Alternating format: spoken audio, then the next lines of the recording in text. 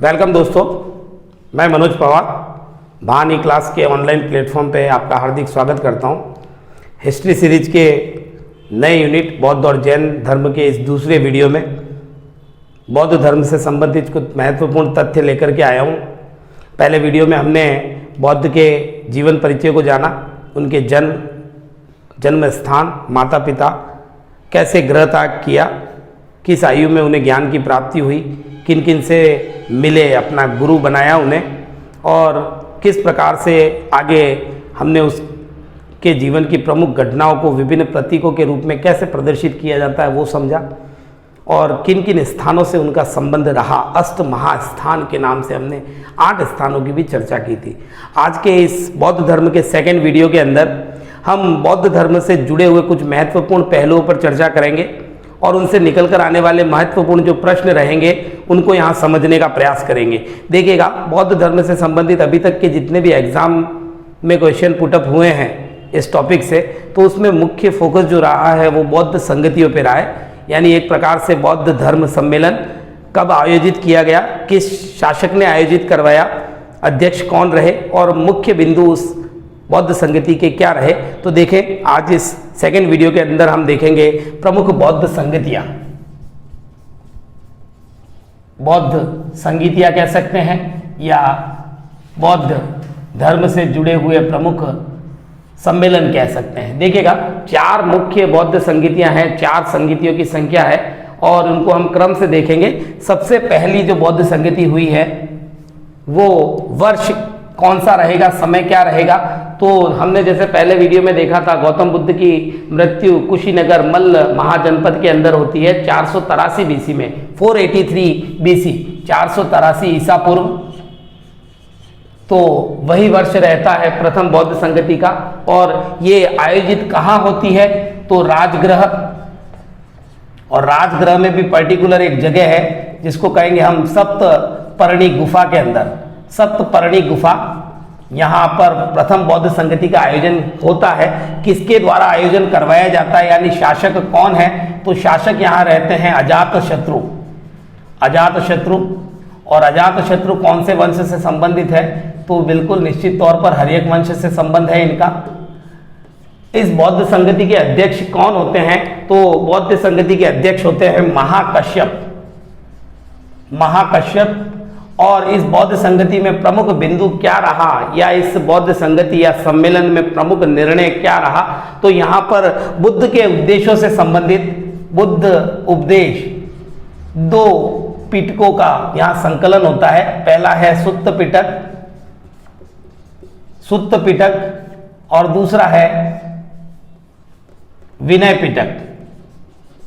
सुत्त पिटक में क्या है, तो सुत्त पिटक में गौतम बुद्ध जो हैं उनके उपदेशों का संकलन है, और विनय पिटक के अंदर बौद्ध संघ से संबंधित नियमों का उल्लेख मिलता है।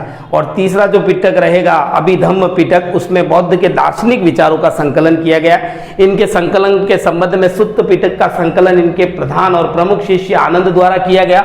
आनंद जो इनका प्रिय शिष्य था, और विनय पिटक जो है वो है उपाली, ये भी इनके शिष्य हैं। तो आनंद और उपाली से संबंध है इनका। ये पहली बौद्ध संगति। दूसरी बौद्ध संगति पहली बौद्ध संगति के ठीक 100 वर्ष बाद, यानी 383 बीसी के अंदर इसका आयोजन किया जाता है। आयोजन कहाँ होता है, तो आयोजन होता है वैशाली। वैशाली जगह पर इनका आयोजन किया जाता है। आयोजन करता शासक कौन है, तो कालाशोक। कालाशोक,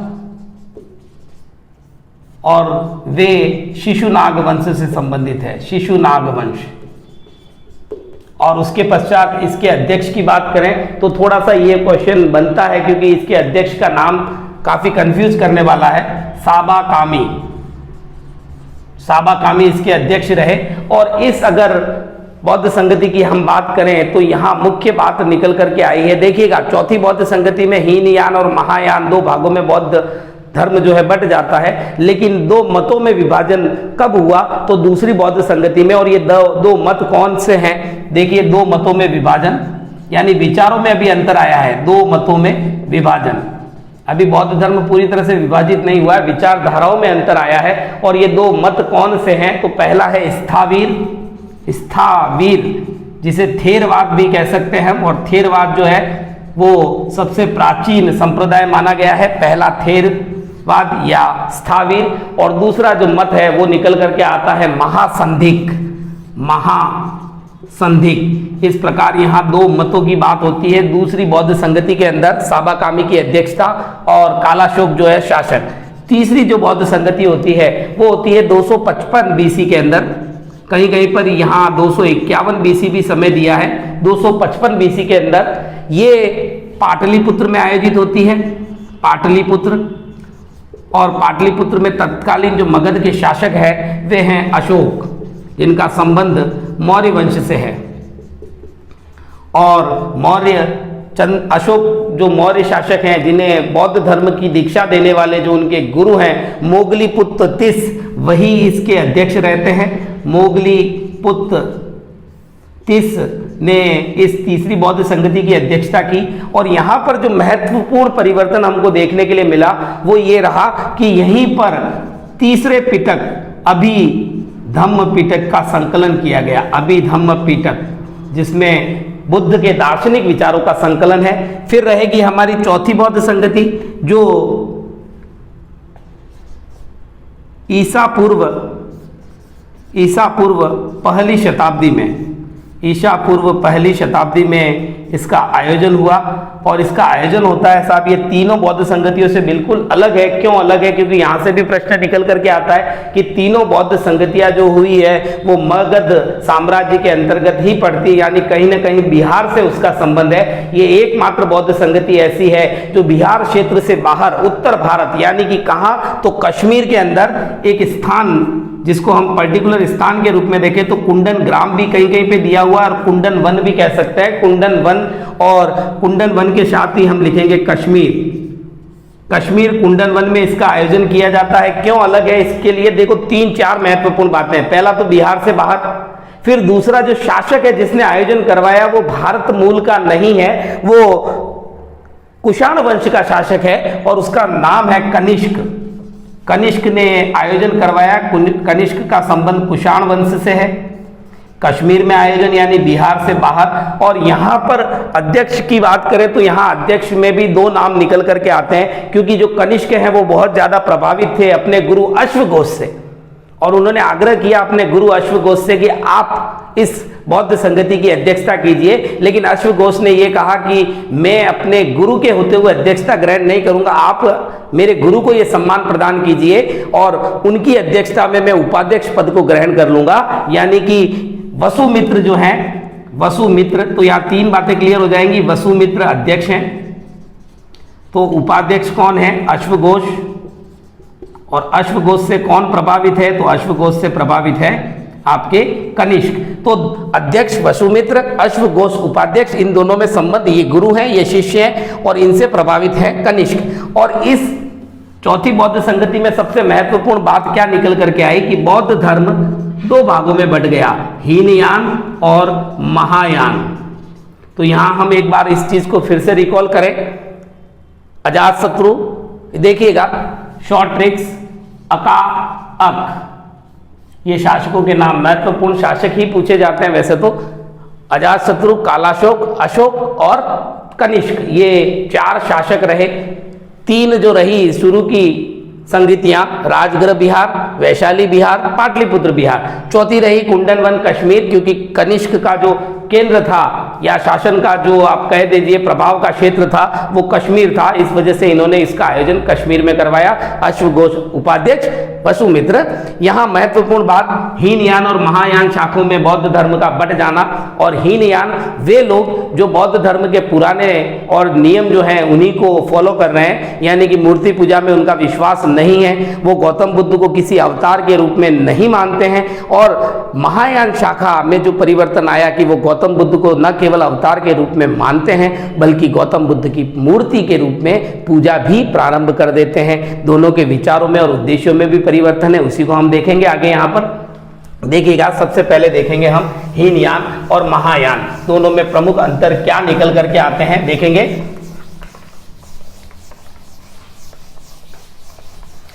देखिए,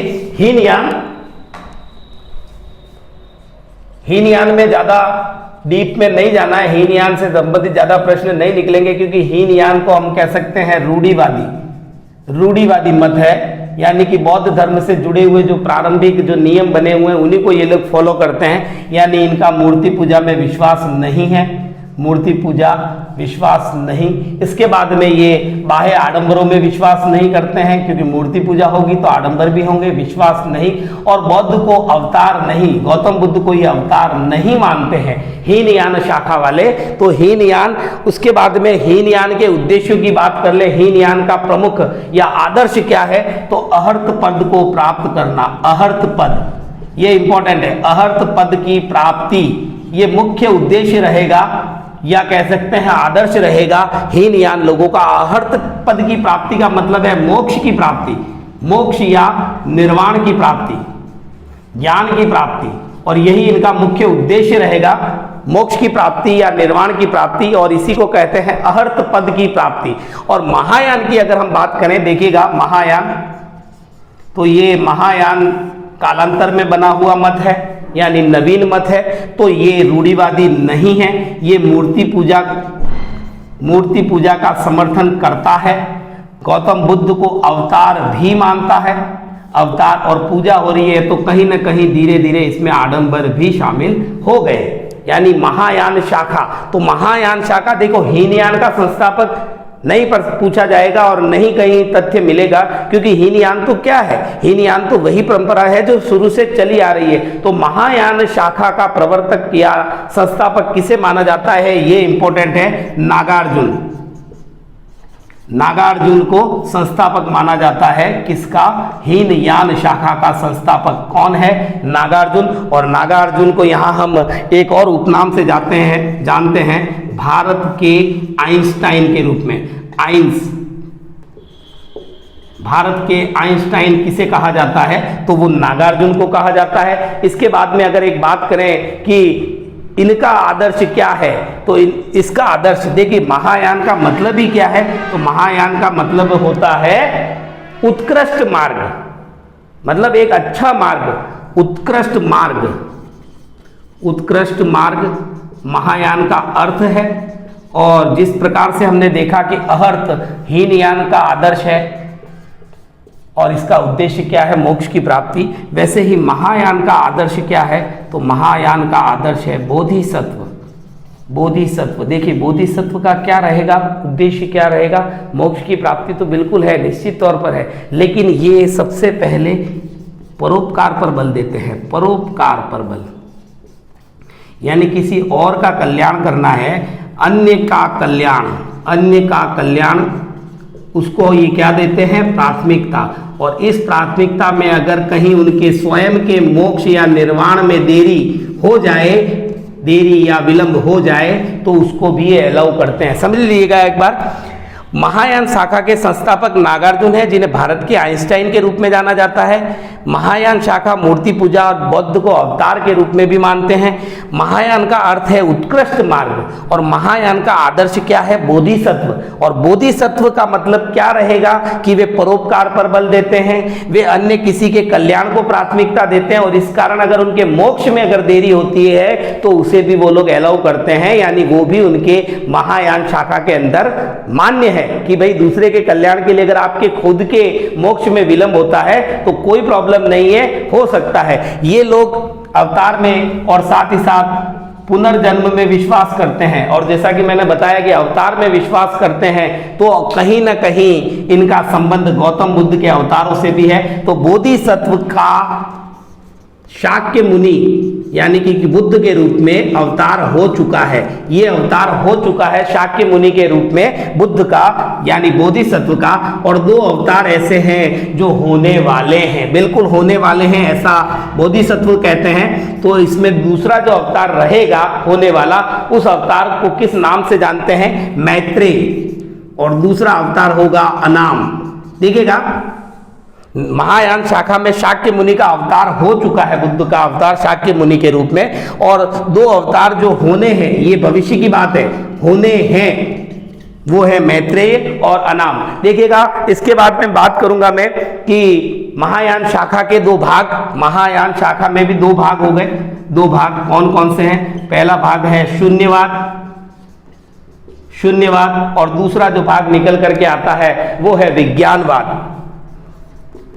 और बौद्ध धर्म के इस शून्यवाद, विज्ञानवाद और दर्शन शास्त्र यानी दार्शनिक विचारों से सनातन धर्म के जो कह दें भक्ति धारा को प्रारंभ करने वाले या हिंदू धर्म के पुनर्स्थापना का श्रेय जिन्हें दिया जाता है, आदि गुरु शंकराचार्य, वो भी बौद्ध धर्म के शून्यवाद, विज्ञानवाद और दर्शन शास्त्र से बहुत अधिक प्रभावित थे। इसलिए उन्हें एक उपमा दी गई है, यहीं पर मैं क्लियर कर देता हूं। आदि गुरु शंकराचार्य, शंकराचार्य गौतम बुद्ध और बौद्ध धर्म से बहुत अधिक प्रभावित थे, दर्शन से, दार्शनिक विचारों से। इसीलिए यहाँ शंकराचार्य को क्या उपाधि दी गई है? उनको कहा गया है प्रच्छन्न बुद्ध।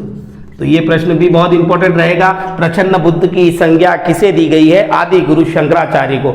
और अगर हम महायान शाखा के पवित्र ग्रंथ या प्रधान ग्रंथ की बात करें तो उसका नाम रहेगा प्रज्ञापारिता। प्रज्ञापारिता ये ग्रंथ है कौन सी शाखा का? ये महायान शाखा का ग्रंथ है। तो यहां मैंने हीनयान क्या है, महायान क्या है, ये क्लियर करने का प्रयास किया। हीनयान वो शाखा जो पुराने रूढ़िवादी विचारों को फॉलो करती है, गौतम बुद्ध को अवतार नहीं मानती, मूर्ति पूजा का विरोध करती है। और उसी के विपरीत महायान शाखा जिसके संस्थापक नागार्जुन है, जिन्हें भारत के आइंस्टाइन के रूप में जाना जाता है, उनके द्वारा स्थापित ये मत या ये अलग से एक बौद्ध धर्म की एक शाखा निकल करके आती है जो मूर्ति पूजा में विश्वास करती है, जो बाह्य आडंबरों से जुड़ी हुई है और गौतम बुद्ध को अवतार मानकर पूजती है। और उनका आदर्श है बोधिसत्व, जिसका कहना यह रहेगा बोधिसत्व के अनुसार कि गौतम बुद्ध शाक्य मुनि के रूप में एक बार जन्म ले चुके हैं और भविष्य में उनके दो और अवतार होने, मैत्रेय और दूसरा अनाम का जो अवतार है होना शेष है। इनका पवित्र ग्रंथ प्रज्ञापारिता के नाम से जाना जाता है। और यहीं पर मैंने आपको बताया कि दो भाग हैं, इसमें भी शून्यवाद और विज्ञानवाद। तो हीनयान और महायान मूर्ति पूजा की अगर बात आई गई है तो इसी को मैं यहाँ जोड़ लेता हूँ कि गौतम बुद्ध की अधिकांश जो मूर्तियां बनी हैं वो गांधार शैली में बनी है। गांधार शैली का संबंध कौन से मत से है? तो बौद्ध धर्म के महायान शाखा से, क्योंकि हीनयान वाले तो मूर्ति पूजा में विश्वास ही नहीं करते हैं। तो गौतम बुद्ध की अधिकांश मूर्तियां जो भारत में अभी मिलती हैं, हमें यहाँ देखते हैं हम, तो गांधार शैली की है। लेकिन इंपॉर्टेंट चीज है मथुरा शैली, क्योंकि गौतम बुद्ध की जो सबसे पहली मूर्ति अगर ज्ञात हुई है, मिली है, तो उसका निर्माण मथुरा शैली में हुआ है। आगे चलकर यही मथुरा शैली जैन धर्म से संबंध हो जाती है। तो मथुरा शैली का संबंध जैन धर्म से, गांधार शैली का संबंध बौद्ध धर्म से। लेकिन बुद्ध की जो पहली मूर्ति मिलती है वो मथुरा शैली में मिलती है। चलिएगा आगे हम देखेंगे और समझने का प्रयास करेंगे अगले बिंदुओं को। हीनयान महायान मेरे हिसाब से समझ में आ चुका होगा आपको। हीनयान और महायान में फर्क क्या है कि अगर एक ही शब्द में समझे तो पुराने और रूढ़िवादी विचारों को मानने वाले हीनयान हैं, जबकि नई शाखा को मानने वाले और मूर्ति पूजा और अवतारवाद में विश्वास करने वाले वो महायान के नाम से जाने जाते हैं। देखिएगा प्रत्येक धर्म, किसी महान विद्वान ने कहा है कि धर्म को कुछ समय के बाद में स्वतः नष्ट कर देना चाहिए, क्योंकि एक निश्चित समय के बाद में चाहे कोई सा भी धर्म हो उसमें कुछ बुराइयां निश्चित तौर पर उत्पन्न हो जाती हैं। तो वैसा ही बौद्ध धर्म के साथ में हुआ, विभिन्न शाखाओं में ये बटा, हीनयान महायान में बटा, फिर इसके अंदर शून्यवाद और विज्ञानवाद की धारा शामिल हुई। फिर एक नई शाखा अवतरित होती है जिसको कहते हैं ब्रजयान।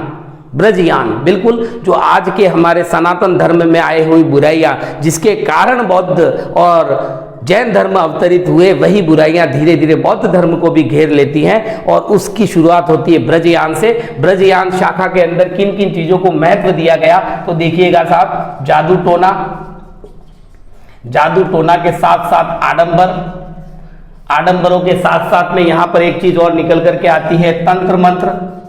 तो इस प्रकार से काफी सारी जो चीजें उत्तर वैदिक काल में शुरू हुई थी सनातन धर्म में, वैदिक धर्म में, वही चीजें धीरे धीरे बौद्ध धर्म को भी घेर लेती हैं। यहां पर ये शक्ति की उपासना भी प्रारंभ कर देते हैं, शक्ति की उपासना। और शक्ति की उपासना में एक नाम यहां हमारे पास निकल करके आता है तारा।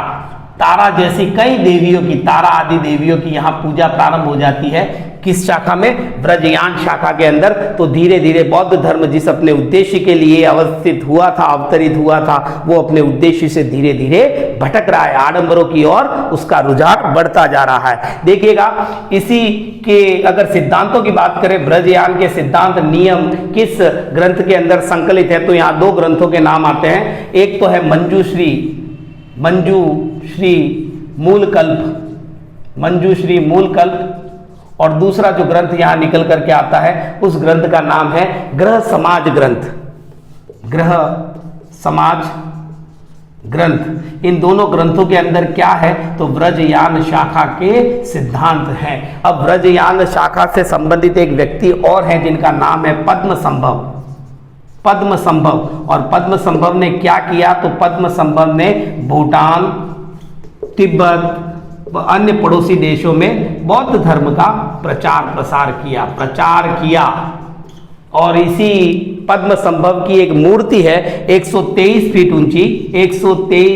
फीट ऊंची मूर्ति, हिमाचल प्रदेश के अंदर एक झील है जिसका नाम है रेवालसर झील। देखिएगा, रेवालसर झील, इस झील में इनकी 123 फीट ऊंची मूर्ति बनाई गई है। किसकी मूर्ति है? पद्मसंभव की। पद्मसंभव का संबंध ब्रजयान शाखा से है। देखिएगा, तो यहां मैंने आपको क्लियर किया कि किस प्रकार से बौद्ध धर्म जो है धीरे धीरे अपने पथ से, मार्ग से भटक चुका है, और इतने प्रसिद्ध और इतने महान विचारों को लेकर के जो बौद्ध धर्म अवतरित हुआ था, वो धीरे धीरे किस प्रकार से उसकी भी वही दशा होती है जो उत्तर वैदिक काल और अन्य कालों के अंदर अन्य धर्मों की हुई। देखिएगा, यहां आगे बात करूंगा मैं उन प्रमुख शासकों की जिन्होंने बौद्ध धर्म के विकास में बहुत बड़ा योगदान दिया। कल मैंने आपको बताया था बौद्ध से सीधे जुड़े हुए अनुयायी कौन कौन से थे, उनमें हमने कुछ नाम देखे थे। प्रसेनजीत देखा था, उदयन देखा था, बिंबिसार देखा था, जो सीधे बौद्ध के संपर्क में आके बौद्ध धर्म को स्वीकार करते हैं, गौतम बुद्ध के अनुयायी बनते हैं। लेकिन यहाँ उन शासकों की बात करेंगे जो आगे चलकर कालांतर में बौद्ध धर्म को आगे लेकर के जाते हैं। निश्चित तौर पर पहला नाम यही रहेगा, मौर्य वंश के अशोक, जिन्होंने धम्म का प्रतिपादन किया। उसके बाद में दूसरा नाम निकल करके यहाँ आता है, एक नाम रहेगा हर्ष, बिल्कुल हर्ष, जिसे हम हर्षवर्धन के नाम से भी जानते हैं, हर्षवर्धन के बाद में रहेंगे कनिष्क, जिनके सानिध्य में चौथी बौद्ध संगति हुई। उसके बाद में एक इंडो यूनानी शासक हुए जिनका नाम है मिनांडर, जिन्हें काफी सारे बौद्ध ग्रंथों में स्पेशली नागसेन द्वारा लिखित मिलिंद पन्ने के अंदर मिलिंद नाम से संबोधित किया गया। तो ये कुछ 4 नाम ऐसे निकल करके आते हैं जिन्होंने बौद्ध धर्म के प्रचार प्रसार के लिए और विकास में बहुत बड़ा योगदान दिया। अब कुछ शिक्षण संस्थाओं की बात कर लूं। शिक्षण संस्थाएं कौन कौन सी थी जिनको बौद्ध धर्म से संबंधित करके देखा जाता है, तो पहली है तक्षशिला, बिल्कुल आचार्य चाणक्य ने जहां पर अध्यापन कार्य करवाया था, तक्षशिला।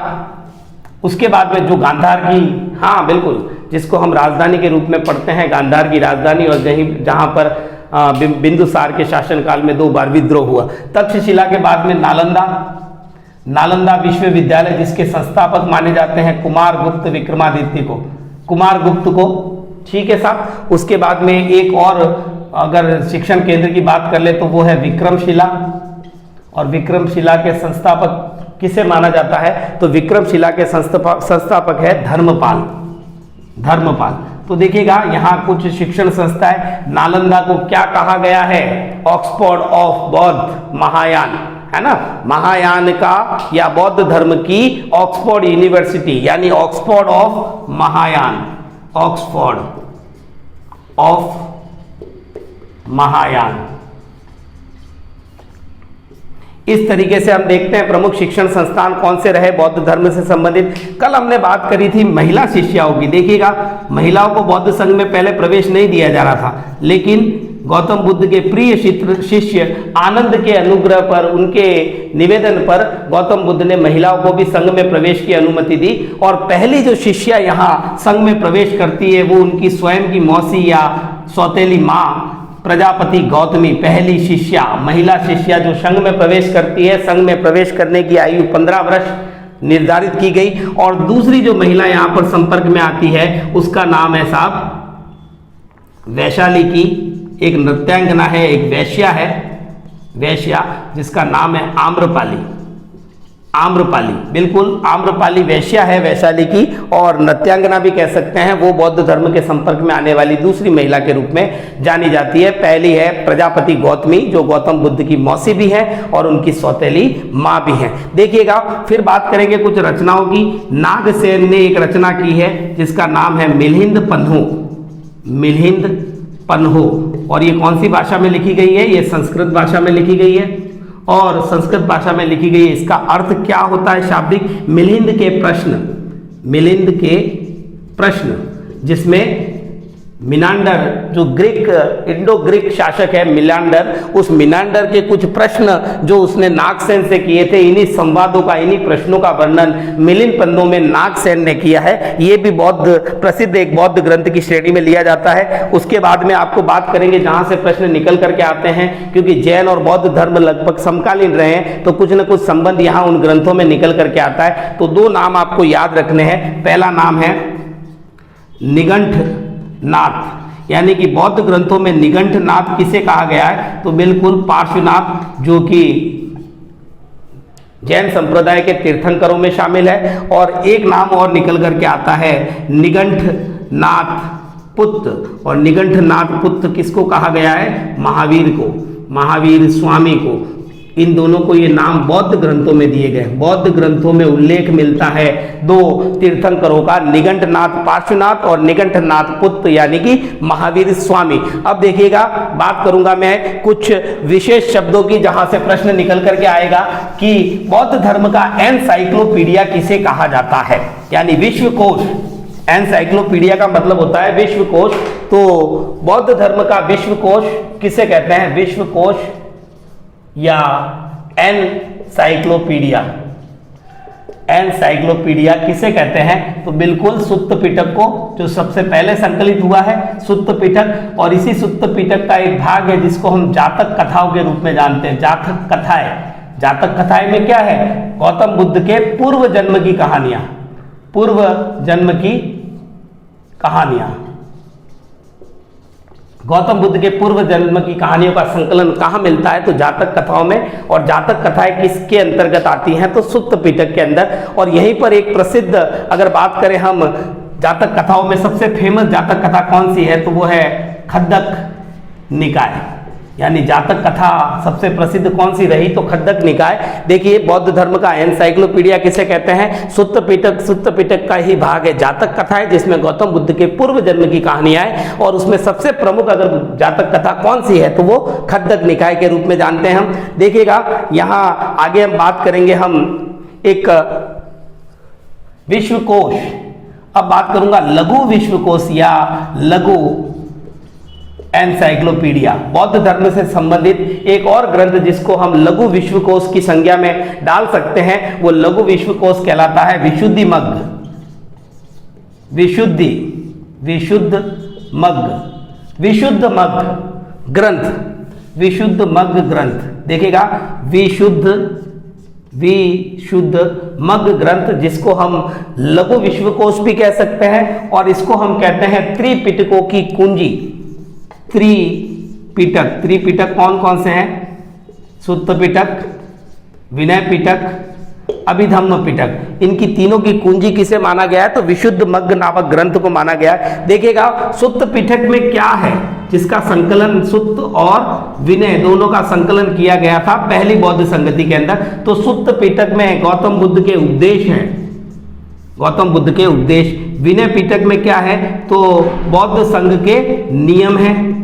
और अगर बात करें हम अभिधम्म पिटक की, अभिधम्म पिटक, तो अभिधम्म पिटक में क्या है? तो गौतम बुद्ध के दार्शनिक विचार हैं। दार्शनिक विचारों का संकलन ये किया गया था तीसरी बौद्ध संगति के अंदर, ठीक है ना साहब, अशोक के समय में। तो इस प्रकार से यहाँ मैंने 3 पिटक और उनमें क्या क्या चीजें हैं उनके बारे में बात की।